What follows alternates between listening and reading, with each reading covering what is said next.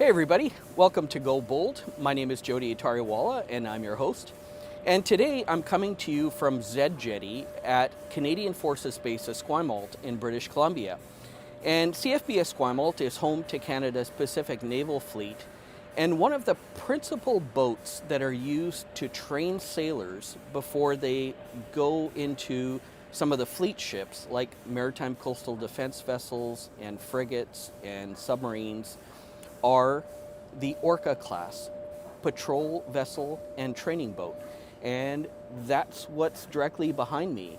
8 Orca class boats were built and all of them are here in the Pacific Fleet. So welcome to Go Bold, and I hope you enjoy this tour and explanation of the Orca class training vessels. So here we are on Z Jetty and we are joined by Lieutenant Mike Mako, one of the officers in charge at the Patrol Craft Training Unit. And Mike, you are standing right in front of the namesake of the class, number 55, Orca. Tell me a little bit about what happens here. Yeah, you're absolutely right. This is the original unit herself, Orca 55. Down here at PCTU, what we do is we take young junior officers and we return to the fleet a bridge watchkeeper. BWK for short, you may hear me say that a lot. And basically that is an officer who would stand what we call bridge watches. Picture a ship at sea doing 24-hour sailing. At some point in time, the captain has to sleep, and the only way he or she can sleep is if they have someone that they trust in charge of the ship, making sure that she is being operated in a safe and effective manner while they do their sleep. And that's the primary goal that we have here at PCTU. Awesome. Well, let me follow your lead and we'll go aboard one of these 8 lovely ships. Come on down. We're going to board Raven 5-6 today. Raven is actually the second of her class, and fun fact, the ship that I've sailed the most on. Oh, cool. I have 250 days at sea on board these ships, 180 of them spent on board Raven. Oh, beautiful. And are all of these Orca class vessels that we're passing here on Z Jetty, are they all identical? So they're virtually identical. Some of your sharper-eyed viewers may be able to see small exterior changes, and here's actually a good example. So what we have here is Grizzly 6-0, and outboard of her we have Caribou 5-7. If you look up on the bridge face, we've added some non-skid on 5-7. That's a new thing that we're doing to help make one of the things that you do while at this unit a bit safer. That thing is washing the windows.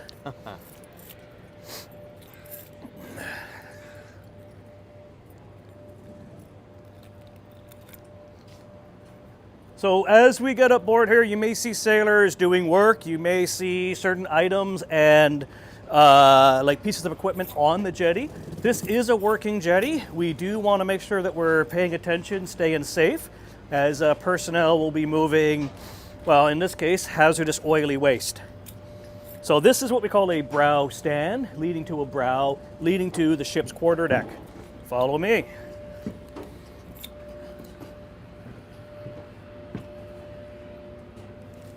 Welcome on board Raven 5-6. I hope you enjoy your stay with us here today. What I'd like to do is enter the ship through the after door here, through the galley to the training room, and then down to our second deck. It's the accommodation deck. Aft will be our engine space, and I'd like to start there today if that works for you. Yeah, absolutely. Lead on. Come with. It's our Zodiac, which is a rescue boat. And then this here is the galley. If you are a civilian, you may call this space a kitchen, but now that we're here in the Navy, this is a galley. There's a deck, bulkhead, deckhead, and all of the other Navy things. We're going to finish up today in the training room, which is where we are now. But like I said, we'll head on down to the engine room first before they fire up the engines and it gets too loud. Right on. Great. Normally you'd need hearing protection to be down in this space, but we have everything off today so that your viewers can actually come see the ship. Beautiful. Thank you. Welcome to the engine room. I'll pull up here. So each of our Orca class vessels is powered by 2 16-cylinder Caterpillar engines, which you'll see on either side of me here. Giant engines. Each engine independently runs its own shaft. The shafts themselves are run through this gearbox right here, if you want to come forward. This gearbox here, down into the shaft, which you can see through the deck plating here. The shaft itself actually pierces the hull because we have to take the propulsive power that we're creating inside the ship and somehow put it down into the ocean astern of us. So there is actually a place where this pierces the hull. And what happens in that spot? Magic. Magic. No, it's actually, it's called the gland, and then what we use is a special seal that goes around the shaft where it pierces the hull to create that water tightness that you need while still allowing for the momentum. So there's friction created and heat created. You can't be too tight with that or else you'll start a fire, melt it. You can't be too loose or else water gets inside. Right. So it's one of the little magics that we have on the unit. And how do we operate that gland space? And that seal, bicycle pump. No kidding. That's actually just inflated air in basically a big rubber device. So it's funny how sometimes the simplest solutions are in fact the best. Yeah. So coming further aft, just watch the little things sticking out as we go through here. You bet. I don't want anybody getting bumped on stuff. So further aft, what we have here are 3 diesel generators. These either working independently or together will create 440 volt power, which powers the ship. So we get 440 volt for all of the heavy electrical systems, and it'll also make 120 volt for what we call the hotel amenities. So if you plug your phone charger in while you're at sea with us, you'll get the 120 volt that you're used to at home, not the 440 volt. Everything's controlled here through our switchboard. Right, so you've got generator 1, 2, and 3, the distribution system, and then down below, that's the hotel power's distribution system. We are currently on what we call shore power. So that's just electricity, same as you get at your house coming through. This is one of our engineers. You definitely want to get an image of Downey here. Downey, tell them what you do. Sir. Pardon me, sir? What do you do? I am an electrician and Martech with the Royal Canadian Navy, and we maintain and take care of all of the engineering aspects of these ships. Gladly, happily, and confidently. Right on. Well, Yeah. thank you. It's really impressive to be on board this ship and kind of see, these were all built here in Victoria, British Columbia. So Really? yeah, so it's kind of nice to actually see what's been produced for the Navy. It Here. would be nice if we could make more. Tell your taxpayers. Yeah, So right. we're going to head into what we call tiller flats after. Sure. Please just do Yep. be careful. So in tiller flats, can you hear me okay? Yeah. So we have one of my very favorite things about the training vessels. Come on through here. And what makes it so maneuverable? As I said earlier, 2 shafts, fixed pitch propellers, turning inboard over the top, giving us our power. Power is great, but power without control means nothing. And what we actually have are 2 rudders. 1 rudder over each propeller, which allows these ships to basically whip around in just a little over their own length. So if we're out and we're doing maneuvers, we take families to sea, we want to show them what we've got, crank it up to the full speed of greater than 20 knots, could be a secret, I don't know, and whip this over here at 35 degrees of helm and she'll turn a very tight corner. Nice. Right? So this is the sort of thing that lets us do navigational training in tight spaces such as the Southern Gulf Islands or down in the American side there. They call them the Orca Islands, right? Right. So we can go into tighter spaces than the MCDVs or the frigates because we're a smaller ship, yes. We have enough power to get ourselves out of trouble, and then we have the 2 rudders, which lets us have very good maneuverability. Lovely. Okay. Lovely. That's awesome. Back here, if there's ever a breakdown in the steering control systems, you can actually drive the ship from this right here. Oh. So this is an emergency steering. That's why we call it tiller flats, because it's the old-time Navy term for this thing here. That, of course, is somebody dropping nuts, bolts, and washers on the ship, because that's what we do as well.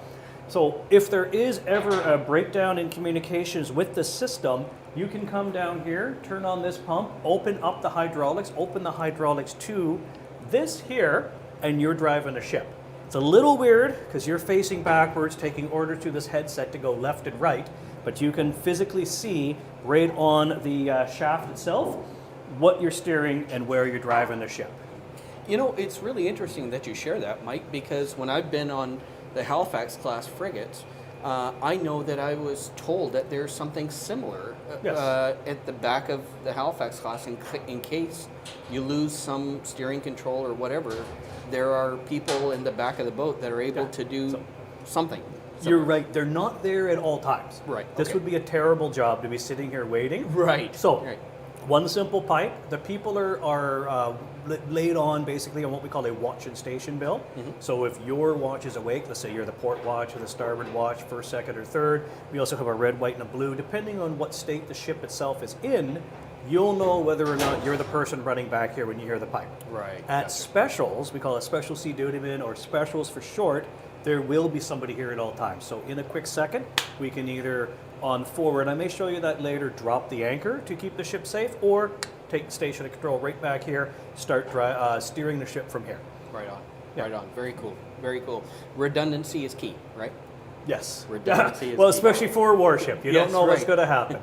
Yeah, right. And then there's really not much else here other than escape hatches, because like you say, redundancy is key. We don't have any spaces on the ship without two modes of egress. So if you're in a space, and if you're ever at sea with us, look around, you will always see two ways to get out of that space. Right on.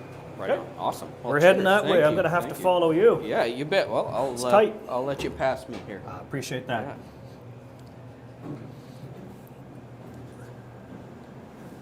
Watch that again.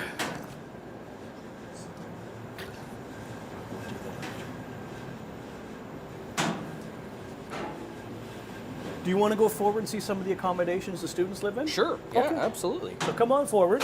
What we have here are, we call them heads and wash places because it's the Navy and we have to have a different term than you're used to for everything. So heads and wash places, you may more commonly think of in the civilian world as a shower and a toilet and a sink. Heads and then wash places. Right. And for those that might not be familiar, Mike, why are there red lights on? Oh, that's a great question. They shouldn't be on right now because it's daytime in Esquimalt Harbor.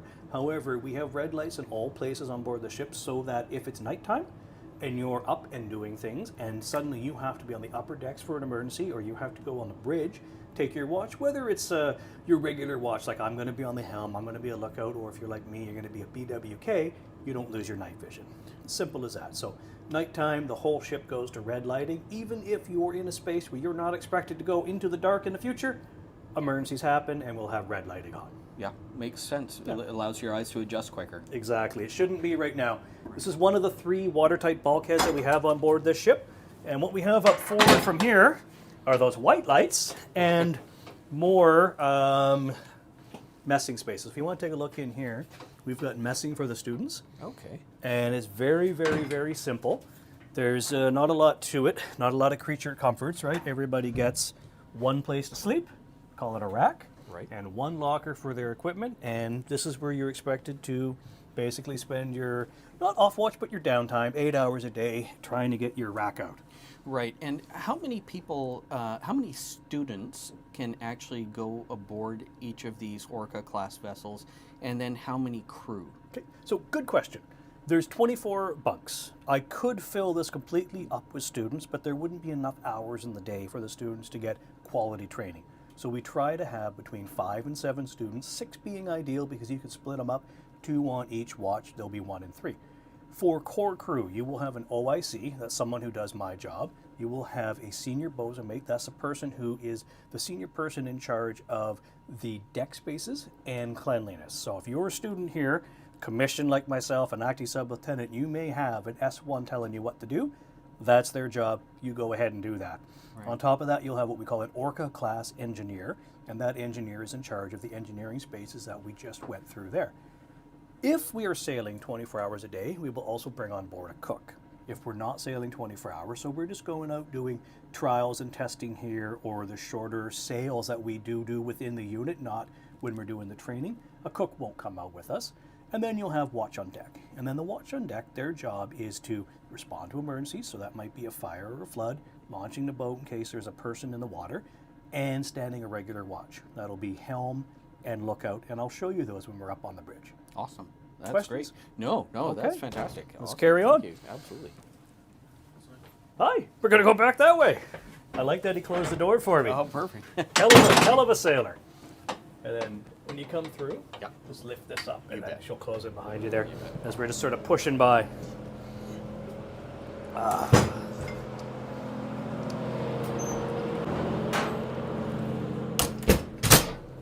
Get rid of some of that noise. Still with me? Yep. Okay, careful on the ladder.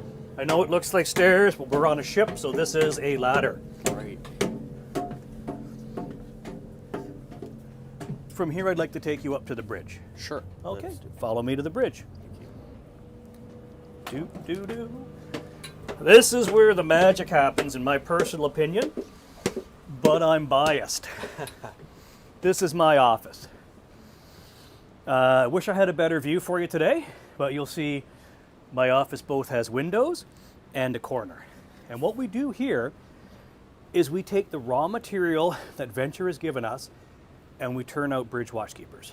And so, for those that aren't familiar, Venture is a training establishment at Canadian Forces Base Esquimalt. Correct. HMCS Venture, named after the old sailing ship HMCS Venture, which used to take officer cadets to sea and turn them into sailors. And you mentioned that these boats are primarily focused on training bridge watchkeepers. So, what exactly does that mean? Oh, I'm glad you asked. So a bridge watchkeeper, unlike most of our TLAs or three-letter acronyms, actually means what it sounds like. They are the person who is in charge of the bridge. Every single ship at sea, whether it's one of our MCDVs, which are tied up over here, right, or our frigates, and you can see Calgary is getting a beautiful paint job right there. Anytime they're at sea, there is one person who is in charge of the bridge at all times. We very formally pass control of who is in charge of the bridge and who is leaving from being in charge of the bridge by saying, I have charge, I have the watch. It's a very formal turnover that goes back to the earliest days of sail, but it's also very important. If somebody shows up in the middle of the night and there are 10 people in this space and it's dark, you need to know who's in charge of it right now. Whether there's an emergency, we've just struck something, we've just gotten a call over the radio that there's a vessel in distress, one person up here is going to be in charge of the first responses that get the ship moving in the correct direction. I'm just going to check on that beep, beep, beep noise. What I love about this is it's telling me system normal. It's what we call an everything's okay alarm. And while you're up here, you will hear a lot of those alarms, and it's just very important to check your systems and make sure that what you're hearing isn't something that you need to be concerned about right now, as opposed to the things that you must deal with right now. So what we have actually going off is the gyro, which is the gyroscopically laser ring controlled device that always points north and allows me to navigate the ship, isn't agreeing with the magnet. That's the alarm we're hearing. So our magnetic compass is held here. It's an emergency compass. Remember how we discussed redundancies earlier? Right.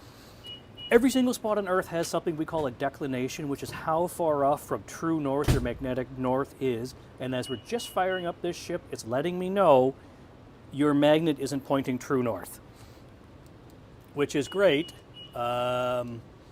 because it's not going to point true north. So we're going to have to deal with that for a bit while it figures itself out here. Right. So as I was saying, bridge watchkeepers are in charge of not just the bridge, but the ship itself. So if there is a fire, the bridge watchkeeper is the person who will make sure that they raise the alarm and task people out to fight the fire. If there is an emergency that needs responding to, they're the ones who get the ship pointed in the right direction and ensure that we've got, let's say, and we'll see this later, our rescue boat getting into the water safely. And the key word safely. I could say launch the boat and we're in 3-meter seas with the wind pulling straight at it. That boat's going to be going into the water right away as well. So we have to make sure that everything we do is safely. So beyond emergencies, they're also the person who's in charge of what the ship has to do at that time. So if there's something that's planned, we call that a flex, such as helicopter operations, or we're going to do what we call officer the watch maneuvers, where the ships drive around each other. They're at the right spot, at the right time, with all of the people closed up, ready to go. Bridge watchkeeping itself is one of the harder jobs in the Navy, and it's one of those ones where the only way to get it is experience, training, time, and most importantly, trust.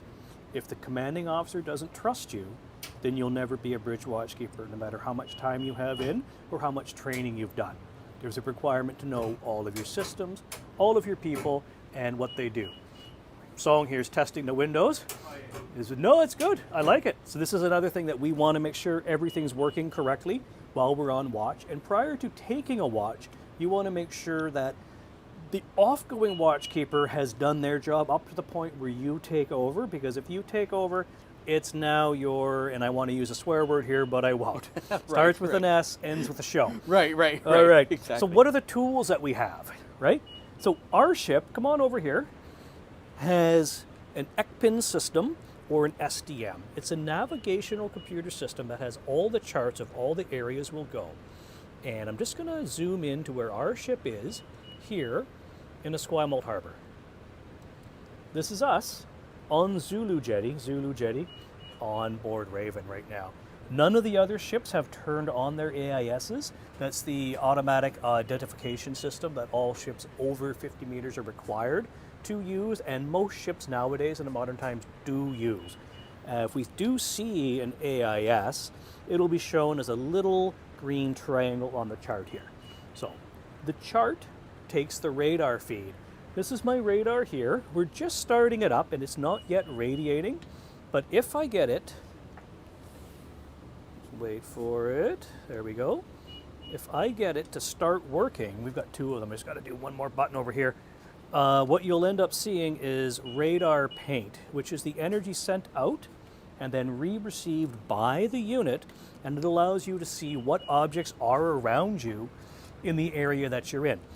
So what's interesting about this is if we range in,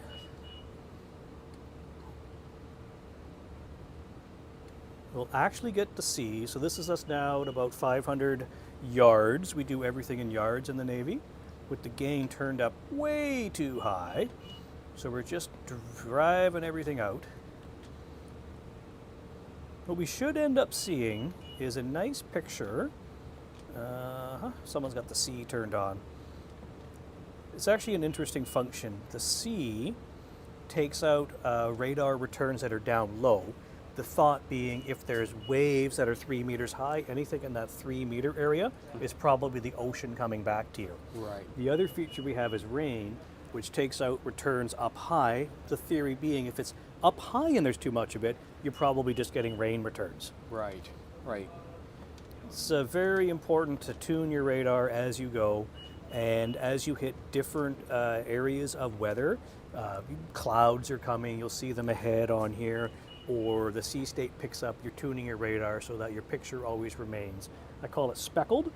This is speckling here, and accurate, so that you're seeing what is actually around you, whether it's another ship or a point of land. The last thing you want to do is have your radar tuned so that the whole thing is just a big mess of yellow. That's all of the energy coming back to you, and there's nothing in that that's usable. Right. Okay. Right. So, as I was saying, these are training ships. What we'll see here aft is one SDM and one radar. This is what the students are using when they're learning and they're trying to stay safe. Okay. As the captain's sitting here in this chair, when they're up here, he or she will have this panel forward, so that you've got that, yeah, I trust this person's telling me what's actually happening, but I want to look out the windows and I want to see with my own eyes that what you're telling me is happening is in fact actually happening. So that's how we keep these ships safe. We allow the students to make mistakes, while the more experienced officers have their own system up here. So we'll tune it ourselves, we'll double check the tracks, we'll look for contacts, we'll be scanning much farther ahead than the students have yet been trained to scan ahead to keep the ship safe, and that'll allow them to make mistakes. Then they get to look out the window and go, oh, how did I get here? Where am I and what am I doing? I don't like this. Right. Yeah. And that's one of the better teachers in the world is in fact making mistakes. For sure. Okay. For sure. So, So, go on. of the students that are on here, Mike, how long is a typical period on these Orca class vessels until, for lack of a better way to describe it, until you graduate on to... Okay. Great question. So HMCS Venture runs 3 courses through there. We call them NMO2, NMO3, and NMO4. Funnily enough, They're run sequentially. You'll start with 2, then 3, then 4, right?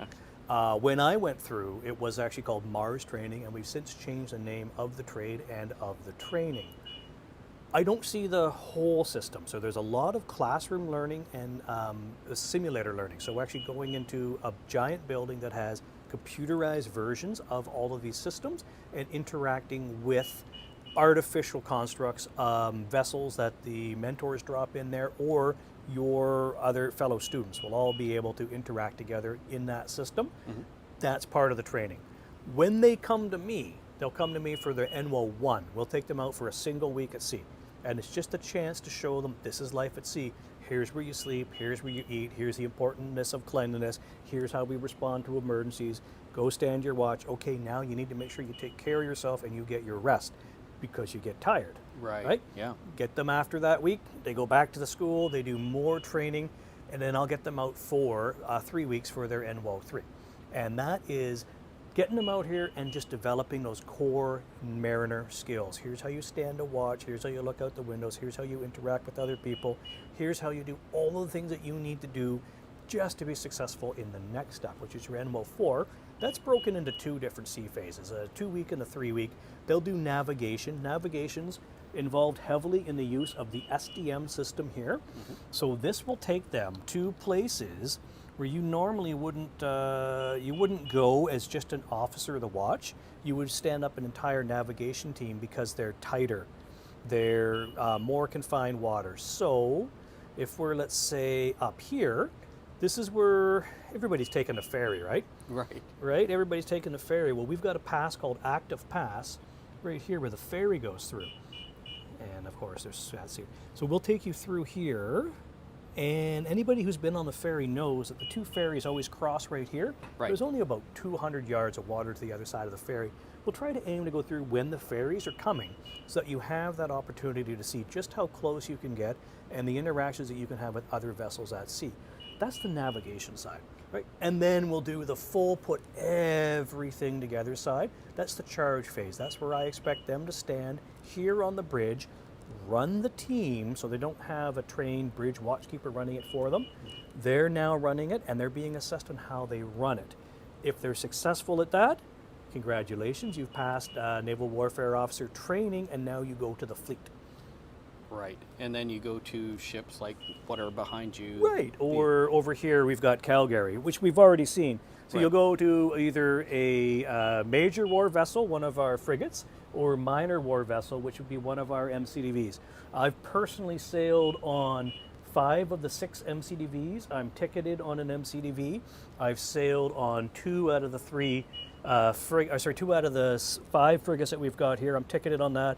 But I'm old enough that I got my ticket on the HMCSL Algonquin. Oh, nice. Right, so I love that ship. I me love too. That ship. Yeah, she's my girl. Yeah. A lot of what I know is embedded more in the older times and the older systems that we don't have anymore. Sure. Right. Sure.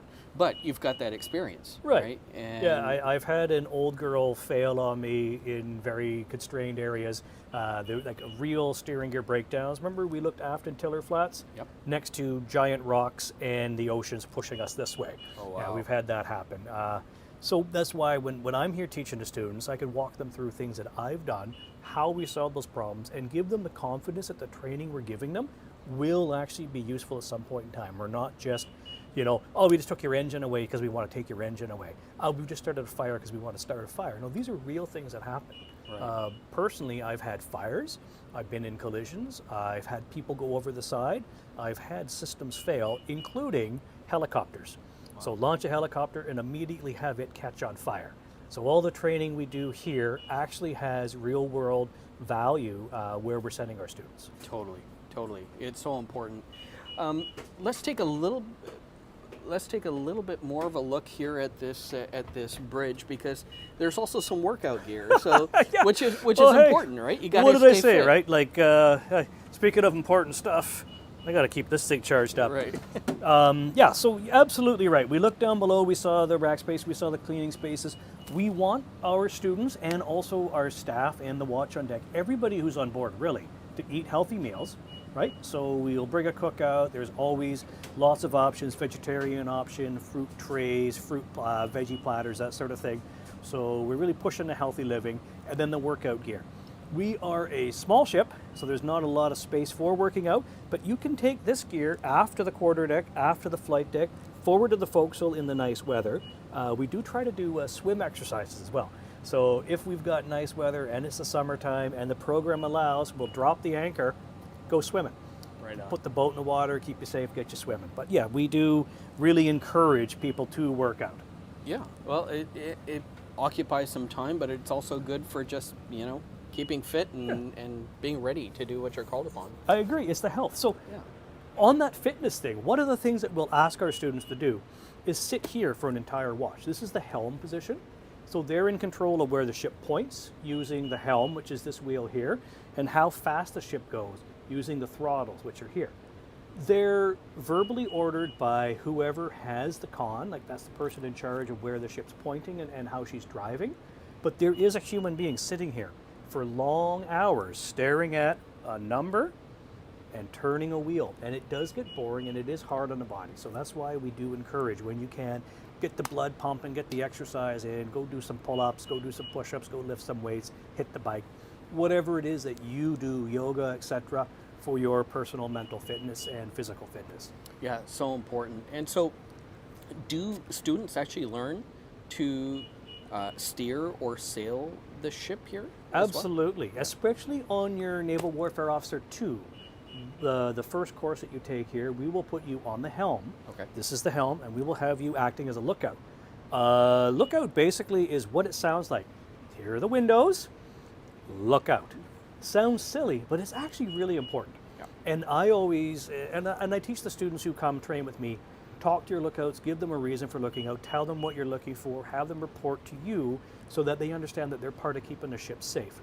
I have, no kidding, in the Mediterranean, seen an actual World War II vintage mine. No kidding. Looking out is important. Right. In local waters, the giant storms that we get actually wash shipping containers off the ships. Sure. It happens. So you ever got an Amazon order where they say it's been delayed? That's why. It's off the west coast floating in the water. If you take this vessel here, which is only 33 yards long, and you crank it into a shipping container, which is about 33 yards long, we're all going to have a bad day.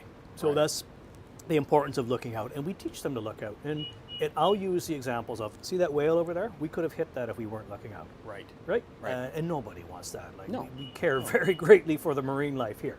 Yeah, Yeah. one of the things that I've been really heartened to see is that the Navy has a mammal mitigation, I guess, procedure. Yeah, or, we call it marine mammal mitigation. We tend not to mitigate land mammals. Right. So if you see a cow, I'm not going to do much about it. Right. Right. But we do have, and you can see our chart right here. This walks people through exactly what they're expected to do. We also have mammal reporting, which goes through the Department of Fisheries and Oceans, and they actually track and use the science that we build. So I've seen this kind of whale acting in this way. There were this many of them. This was the behavior that they had. This is the direction they were traveling in. We'll report all that up to the DFO, and then they'll kick it off to wherever the scientists are working on this, and we actually help build the picture of where the mammals are. I'd like to show you something that we do with the whales over here. I've just got to move a couple of charts. Sure. So that, looking into what the whales were doing and how their actions are, has actually led to us not going to this point here off South Pender Island, Okay. because this here is a prime orca feeding area. Oh, Now, we nice. didn't know that until people like us and other mariners who were using the main passages here to Vancouver, that would be Harrow and Boundary Strait on your way to Swanson, continually reported orcas, orcas, orcas, orcas, orcas, orcas. And when you build that picture, then you have the understanding, and then you can avoid that area, and then we don't impact one of our critical species on this coast. Right. Very important stuff. Yeah. No, I'm very happy to hear that because your ships, you're small enough, you can get into a lot of places, and Yes. and so yeah, if you're aware of some of these things to help protect wildlife, then why not do it? Well, I couldn't imagine why you wouldn't. Yeah, But exactly. that's an actual concrete, on the ground example of something that we've been able to achieve. So it feels good being able to do that. Yeah, right on. Well, let's take a look at the classroom, because that's Sounds kind of good. the last. That's the last stop on our little tour. Yeah. So down the ladder, ignore this where it says stairs. This is a naval ship. This is a ladder. I don't know who put that there.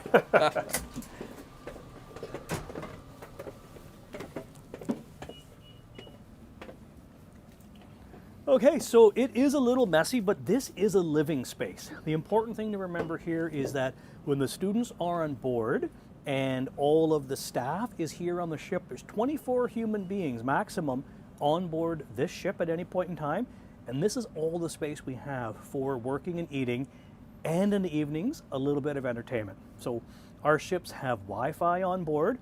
We come with a projector. Every ship has a Chromecast and a fold-down screen. So if you want to play movies in the evening, that is quiet and it's respectful, that's one of the things that you can do here. You'll also find students working usually back here on whatever their plan is for the next day. So sometimes we've asked them to push their boundaries, push their limits. I'm going to have you drive the ship in confined waters. You're going to go from this point to this point. You've got 1 hour to get there. How fast do you want to go? What tracks do you want to use? How will you visually keep us safe? So if you look out into the ocean, you'll sometimes see buoys and markers and points of land, and all of those things help build your understanding of the area you're in if you planned it really well. And you can say, yeah, that buoy there, as an example, I'll pick Victor Scholl's buoy. It marks the dangers to whatever side you're on. And as the students are back here pouring through the charts and reading the sailing instructions, they get a great understanding of that space. And then we take them and we make them do it for real. And you know what happens? 8 hours of planning here is thrown out the window by one sea kayaker cutting across you. But that's what you have to be able to do, is come back here, study, plan, prepare, go up there and execute. And this is the space where they do all that planning in. There's no space down below. It's just racks and wash places, right? Right. So this is where they'll do that. Most important thing, of course, is just over in the corner there, and that would be the coffee maker. Exactly. Because the Navy does run on caffeine. Yeah, you got to have your coffee. Yeah. Well, this is fantastic. It's so the primary, I guess, student area is. It would up. be the after portion here. Right. The Y is the power bars, right? So every student's going to have a computer. They're all going to be tucked into the space doing like a gridlock where one of them will be in charge of the big overall plan, and then they'll dist out little pieces of it to the students to make their smaller plans, and it all comes together. Right. Now, the other really important part about this space is over in the corner there, and it's our DC equipment.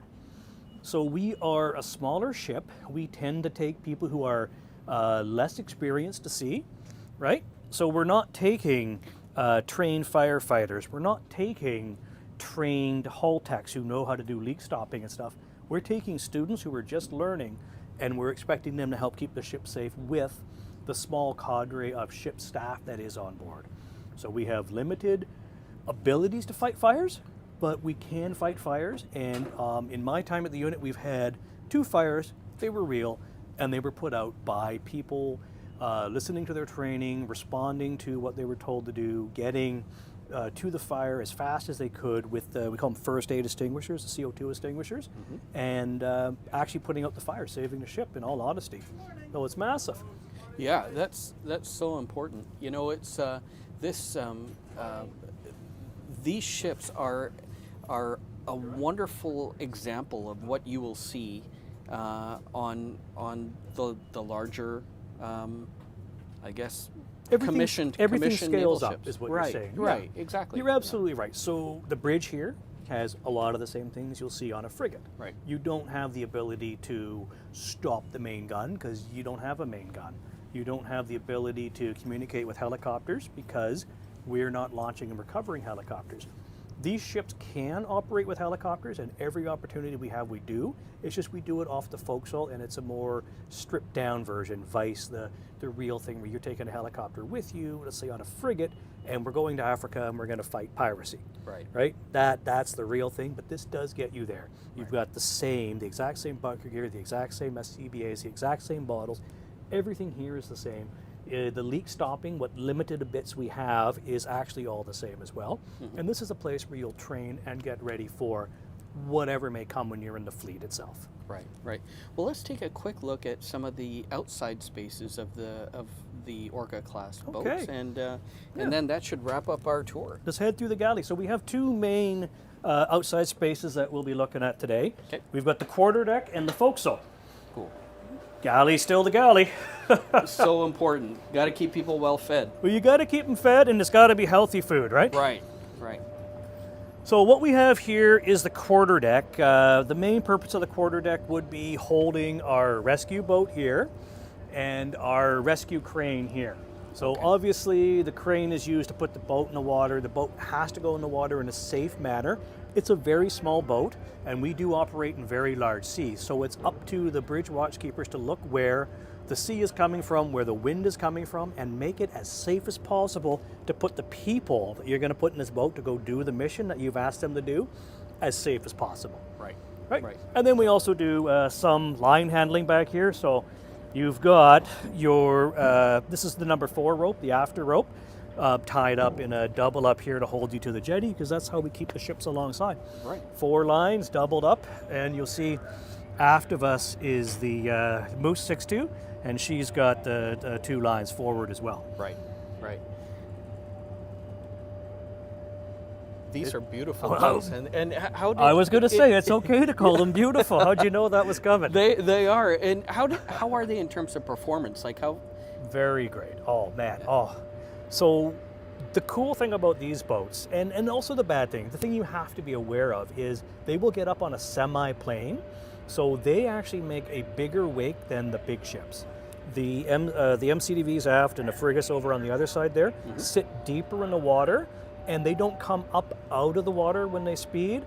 But when you feel the power coming on and you feel the ship herself lifting out of the water and you watch the massive wake that you leave behind you, it's truly a joy. Like the power that these things have is incredible. Yeah, they're faster than the MCDVs over there, but not as fast as a frigate. Right, right. Well, Mike, thank you so much for taking the time to give us a tour of the Orca class training boats and an appreciation for what you guys do, because without you, you're not getting people that are going to the larger ships of the Navy. So this is a really important function here.